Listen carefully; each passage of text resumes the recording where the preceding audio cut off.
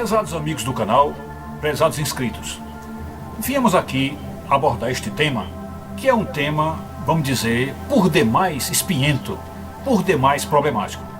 E isto por quê?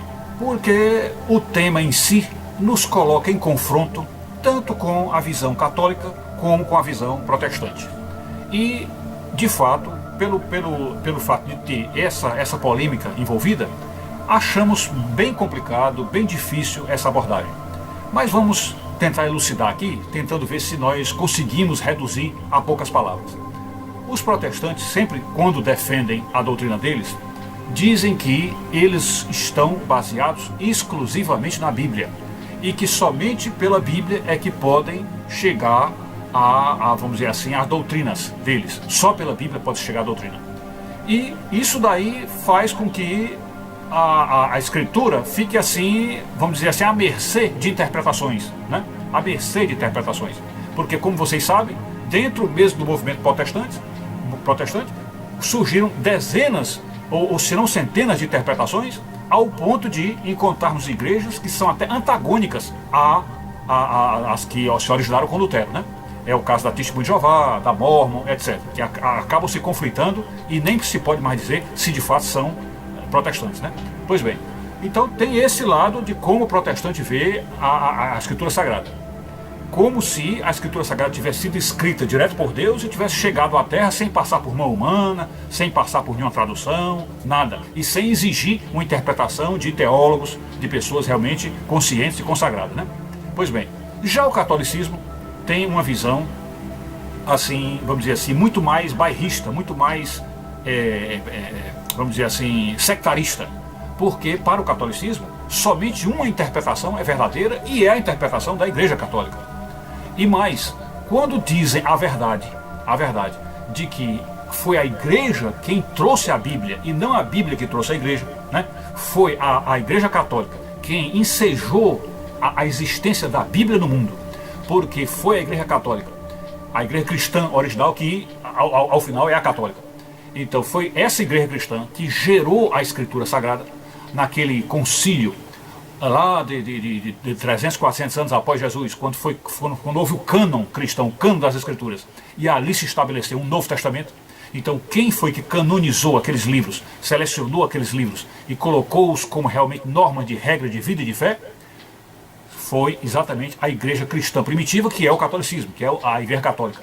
Portanto, quando o protestantismo diz que a Bíblia é maior do que a Igreja, ou que a Bíblia tem preferência à Igreja, ou ela é prioritária em relação à Igreja, ou vamos dizer até antecedente à Igreja, isto é um erro completo, um erro cabal.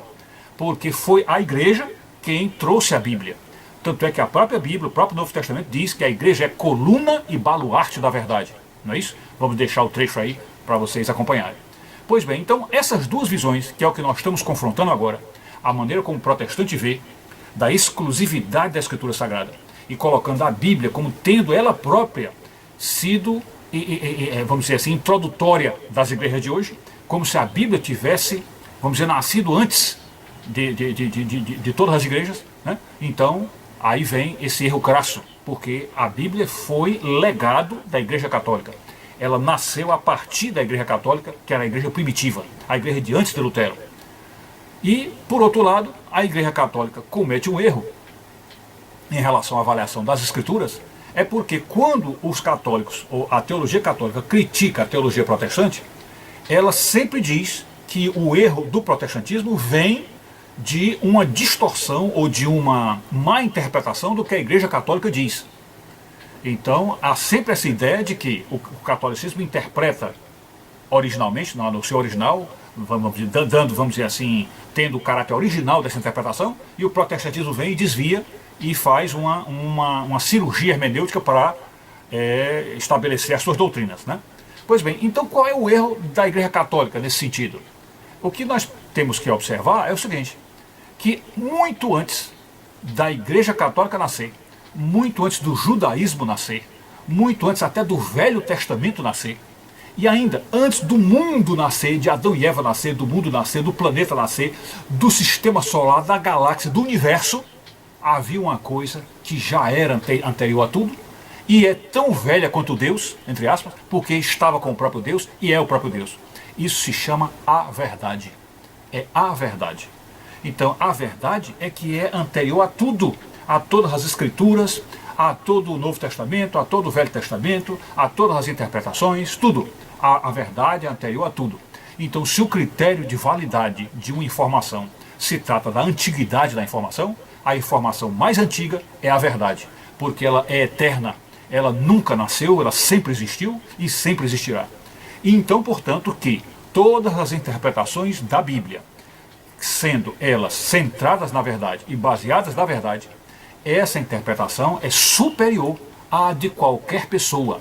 Portanto, nem pastores, nem diáconos, nem ministros, nem padres, nem párocos, nem teólogos, nem mesmo Igreja Católica, nem Papa, nem nada, tem qualquer autoridade que possa se confrontar com a verdade. A verdade, portanto, é anterior a todos eles e a verdade manda em todos eles. A verdade é soberana, é autônoma e soberana e manda em todos. E, portanto, a verdade é quem deve ditar todas as normas de vida e de fé que os cristãos devem ter. Então aí ficamos nessa pergunta. Se a verdade é anterior a tudo, se a verdade é eterna, e ela é quem comanda tudo, e ela o valor maior dela é o máximo, porque é o valor do próprio Deus, então o que temos que perguntar é isso. O que nós estamos defendendo como doutrina? Será que estamos defendendo a verdade? Será que estamos defendendo a verdade?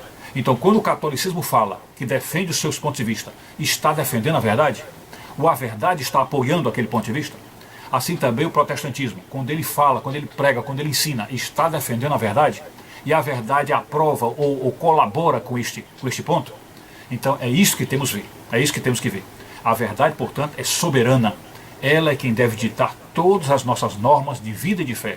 E, portanto, nós não temos que olhar o que uma igreja diz, o que um padre diz, o que um pastor diz, ou mesmo um papa diz.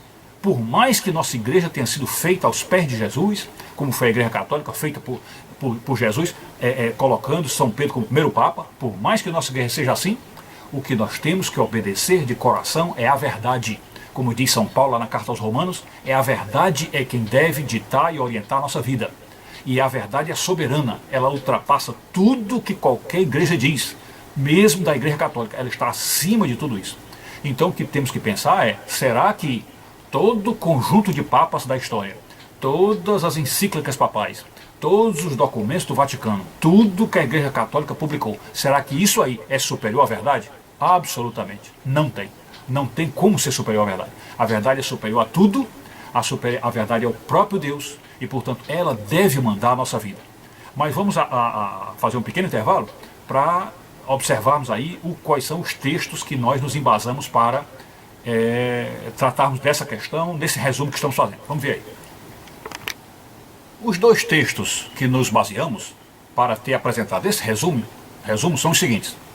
O primeiro diz assim, eu vou ler. O protestantismo diz que o catolicismo está errado porque não segue as escrituras. Mas o que o protestantismo acata da escritura é apenas os trechos explícitos de comunhão com suas doutrinas.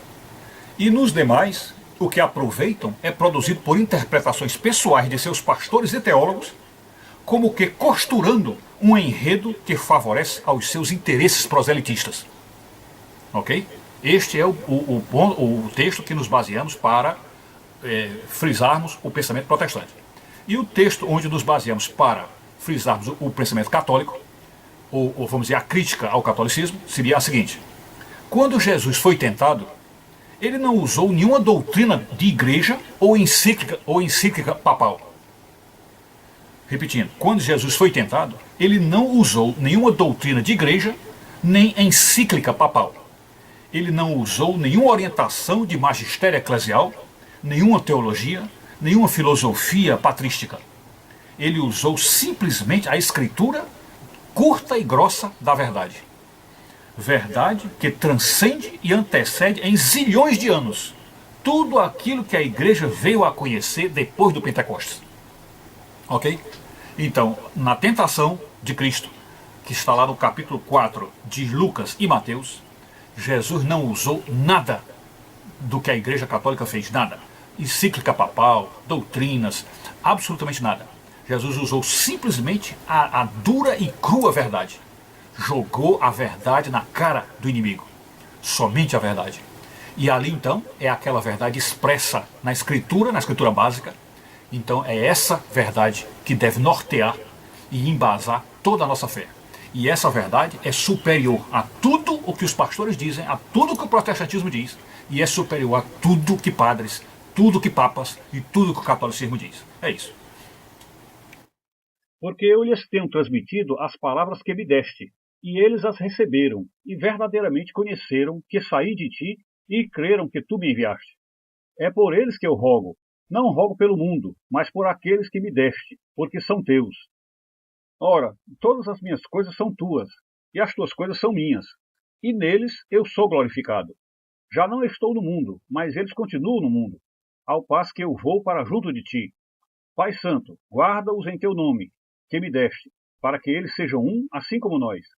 Quando eu estava com eles, guardava-os no teu nome, que me deste, e protegi-os, e nenhum deles se perdeu, exceto o filho da perdição, para que se cumprisse a Escritura.